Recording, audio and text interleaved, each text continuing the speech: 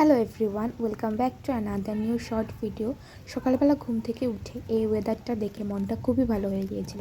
এত সুন্দর বৃষ্টি হচ্ছে, একটা গরম দেওয়ার পর এত সুন্দর বৃষ্টি। আর দেখুন, আমার বাড়ির পাশ দিয়ে এই ভারত আর বাংলাদেশের রেল লাইনটা হয়েছে, এখানে ডেমো টেস্ট করানোর জন্য নিয়ে যাচ্ছে ট্রেনটাকে।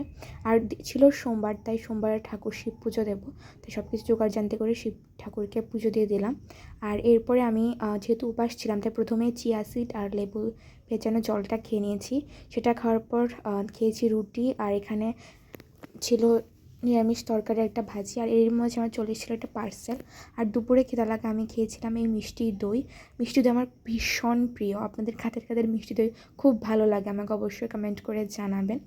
আর তারপর দিন ছিল মঙ্গলবার, এটা বার্থডে পার্টি যাওয়া ছিল। কলেজ থেকে এসে রেডি হয়ে চলে গেলাম এই ছোট্ট বোনটার বার্থডে পার্টিতে। হ্যাপি বার্থডে বলো, থ্যাংক ইউ। আর এখানে আমরা সব আন্টিরা সবাই কোয়ার্টারে সবাই মিলে গল্প করছিলাম। আর এখানে চলছিল ফটো সেশন।